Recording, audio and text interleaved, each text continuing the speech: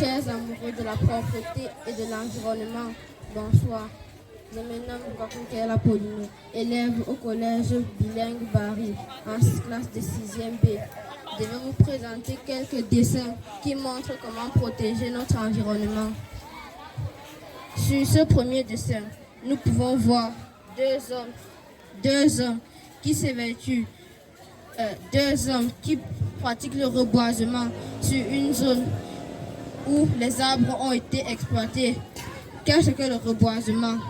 Le reboisement est une activité permettant d'éviter de nombreuses maladies et l'avancée du désert. Comme maladie, nous pouvons avoir le cancer de la peau qui est provoqué par les rayons ultraviolets.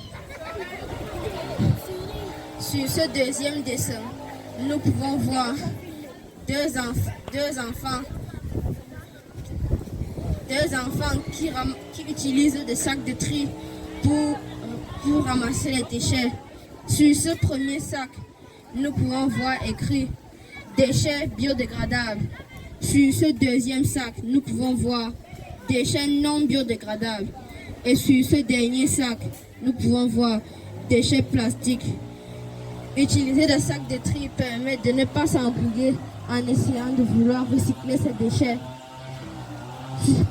Avec les déchets biodégradables, nous pouvons fabriquer le compost qui est un engrais naturel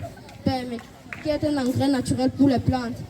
Avec les déchets plastiques et les déchets non biodégradables, nous pouvons fabriquer plusieurs objets comme les sapins et les pots de fleurs.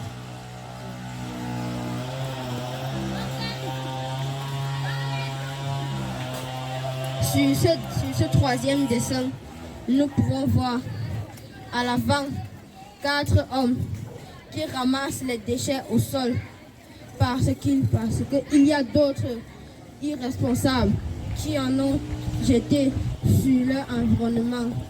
Un peu plus en arrière de ce dessin, nous pouvons voir un homme bien habillé, bien coiffé et qui a l'air responsable, mais qui pollue l'environnement et qui se fait interpeller par un enfant qui lui dit « Monsieur, il n'est pas bon de polluer l'environnement. »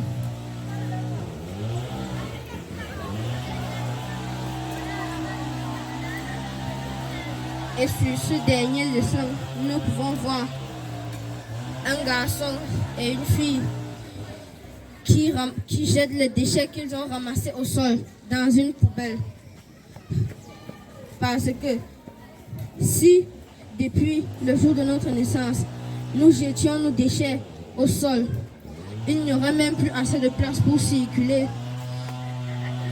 Et ce qui serait très énervant, car nous ne pourrions même plus aller faire les courses pour avoir de quoi manger et se ravitailler en eau.